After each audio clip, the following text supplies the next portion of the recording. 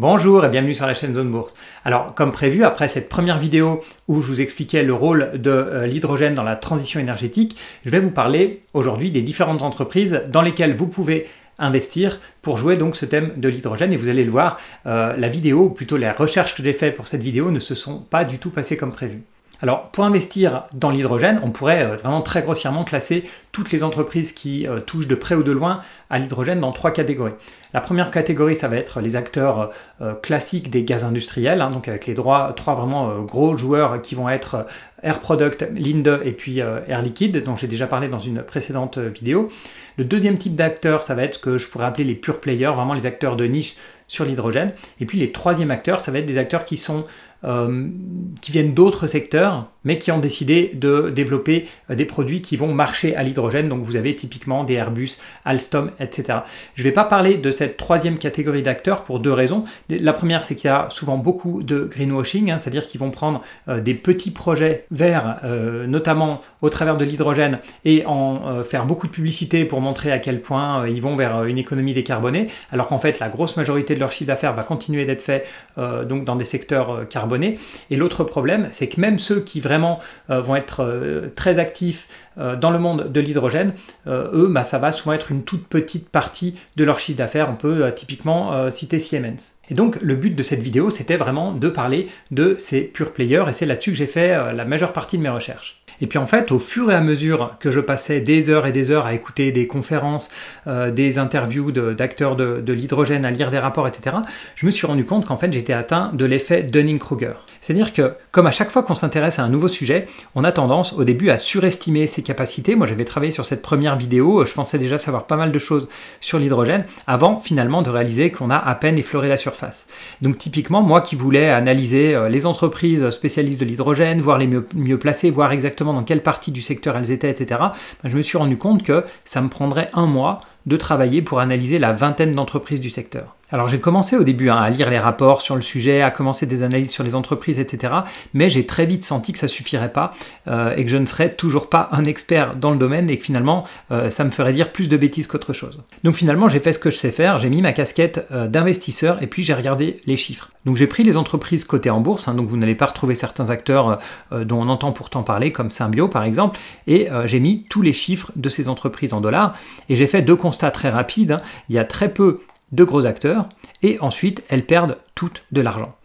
Donc déjà, sachant qu'on est dans un sous-secteur qui est risqué, la technologie de l'hydrogène elle n'est pas encore en point, on ne sait pas encore à quel point l'hydrogène sera clé dans les énergies du futur, donc je n'ai pas voulu rajouter un risque trop fort sur l'entreprise elle-même. Donc ce que j'ai fait, c'est que je n'ai gardé que les plus gros acteurs. Et j'ai sorti aussi Nicolas, vu les actualités récentes sur une potentielle fraude. Donc il y en a qui seront déçus aussi parce qu'à ce niveau-là, je sors aussi McPhy, qui est le pure player français, parce qu'il ne pèse que 400 millions de dollars de capitalisation et je n'ai gardé que les 4 plus grosses, c'est-à-dire Ballard, Bloom Energy, Nel et puis Plug Power. Alors on va faire un tour rapide. On va commencer par le leader, le Canadien Ballard. Donc c'est une entreprise qui existe depuis plus de 40 ans, qui fait des piles à combustible pour les chariots élévateurs, les bus ou bien les bateaux. Alors déjà ce qui m'a marqué, c'est le fait justement qu'elle ait 40 ans, ce qui est à la fois bien et pas bien. Parce que en 2017, la société elle a commencé à sortir un résultat d'exploitation positif. Donc là, il y avait beaucoup d'articles qui pensaient vraiment que la société était sortie d'affaires et que maintenant elle allait commencer à être rentable. Mais depuis, c'est reparti dans le rouge. Et ce qui m'a encore plus surpris, c'est que c'est la même chose sur la croissance. Ils anticipent à partir d'aujourd'hui à une forte croissance du chiffre d'affaires pour 2021-2022, mais si on regarde le passé, c'est assez décevant. Ça fait 3 ans finalement qu'on voit une stagnation, et je trouve que pour une entreprise qui a déjà 40 ans d'existence, dans un secteur aussi dynamique, ça ne me donne pas vraiment envie. Alors maintenant, on va jeter un coup d'œil aux Américains de Bloom Energy. Et Bloom, contrairement aux autres entreprises, elle est beaucoup moins axée sur la mobilité, et ça c'est quelque chose qui me plaît, parce que je ne suis pas du tout sûr que l'avenir de l'hydrogène soit dans les transports, et justement, Bloom met la majorité de son offre sur des services de backup, en fait, pour que les entreprises évitent toute dépendance à la production classique d'électricité, et puis qu'ils évitent toutes les coupures. Alors c'est quelque chose qu'on voit moins en Europe, mais aux États-Unis, et notamment en Californie, c'est quelque chose qui est très présent. Le réseau électrique est à bout de souffle, et les coupures électriques sont fréquentes. Et Bloom, justement, a une forte ambition dans l'industrie, alors aussi dans le transport maritime, hein, mais vraiment ce qu'ils essayent surtout de viser comme clients, ça va être des entreprises, mais aussi des municipalités ou bien des gouvernements qui veulent, comme j'ai dit, limiter le risque de coupure électrique. Mais il y a quelque chose qui est extrêmement gênant pour moi chez Bloom Energy, c'est qu'en fait, ils utilisent des piles à combustible, mais à partir de gaz naturel, si j'ai bien compris, hein, je ne suis pas du tout un spécialiste, donc finalement, ils utilisent des piles à combustible, mais sans être décarboné, loin de là. Et je trouve que c'est quelque chose qui est vraiment gênant d'utiliser les piles à combustible de cette manière. Et en tout cas, si on a le réchauffement climatique en tête, moi je n'irais vraiment pas vers cette entreprise. Maintenant, on va passer à Nel, hein, donc une entreprise norvégienne qui a pas mal d'atouts. Le premier atout, c'est qu'ils couvrent presque toute la chaîne hydrogène, avec une grosse moitié, on va dire, de leur chiffre d'affaires qui vient de la fabrication d'électrolyseurs et une petite moitié qui vient de la fabrication de stations-service à hydrogène. Et un autre point fort, c'est justement le fait qu'il soit norvégien, puisque la Norvège, on le sait, elle est en pointe dans les énergies alternatives, et ça, c'est toujours un énorme support d'avoir un très fort marché local. Alors au début, en regardant les chiffres rapidement, toutes les entreprises, je me suis dit « Ah tiens, il y en a une qui gagne de l'argent », mais en fait c'était un faux signal, puisqu'effectivement, ils prévoient de faire un résultat positif en 2020, mais c'est temporaire, ils devraient retourner en perte dès 2021. Alors le quatrième sur ma liste, c'est Plug Power. Ils sont sur la niche des chariots élévateurs avec des clients comme Amazon ou bien Walmart, mais ils comptent se diversifier vers les voitures. Et si on regarde rapidement les chiffres, on a une très belle croissance et puis des résultats qui devraient devenir positifs en 2022. Le résultat d'exploitation, lui, bonne nouvelle, est déjà positif depuis 2019, mais il y a quand même un gros problème avec Plug Power, c'est le fait qu'ils brûlent le cash à grande vitesse. Donc il faut vraiment qu'ils aient raison et qu'ils arrivent à devenir rentable le plus rapidement possible s'ils ne veulent pas avoir de gros problèmes de trésorerie. Et puis bien sûr, on a, mais ça c'est valable pour toutes les autres valeurs sauf Bloom, on a vraiment une valorisation qui s'est envolée.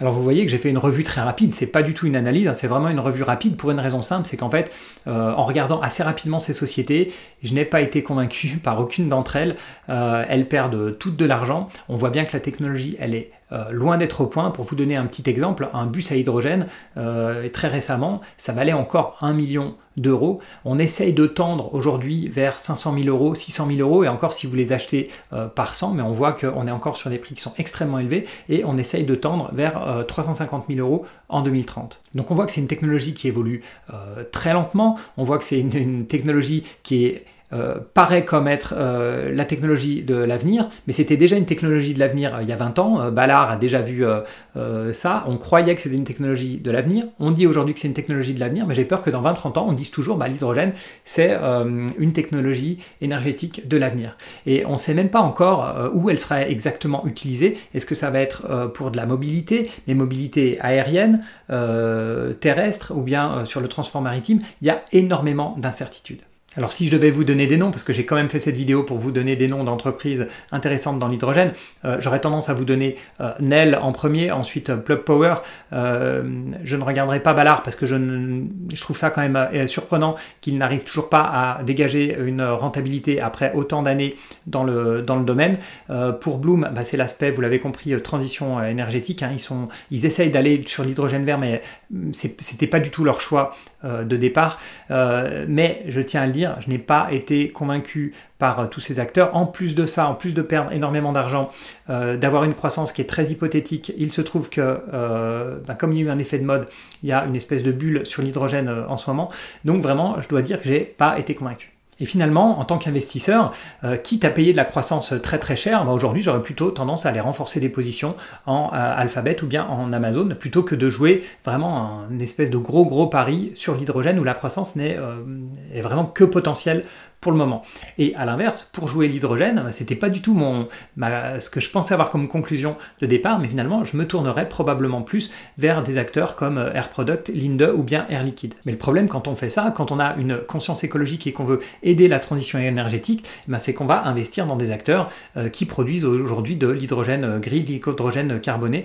Donc c'est vraiment pas une solution, mais si on veut vraiment, si on a une vision vraiment purement d'investisseur, c'est probablement vers ces acteurs-là que je me tournerai et qui sont bien sûr beaucoup plus sûrs que toutes les valeurs qui vont être purement hydrogène. Et si votre volonté, c'est vraiment d'agir pour la planète, d'agir pour la transition énergétique, ben c'est vrai que je trouve que le risque n'en vaut pas la chandelle, c'est-à-dire que vous allez investir dans des entreprises, mais vous ne savez pas lesquelles vont être encore viables dans quelques années. Et donc, je trouve ça vraiment extrêmement risqué et je pense qu'il faut presque mieux oublier l'aspect financier puis se tourner vers des associations du type Time for the Planet qui prévoit de créer une centaine d'entreprises qui vont lutter contre le réchauffement climatique. Alors bien sûr, là, on n'est plus dans l'aspect financier, on est vraiment dans l'aspect, on va dire, environnement pur. Alors merci beaucoup d'avoir regardé cette vidéo jusqu'au bout. Désolé de ne pas avoir pu faire l'analyse que j'avais prévue au départ, mais je me suis dit que je ne vais pas aller non plus travailler un mois là-dessus, faire 10 vidéos sur le sujet. Je pense que ça intéresserait vraiment qu'une niche de personnes. Donc voilà, ma conclusion pour le moment, restons à l'écart tant que les valorisations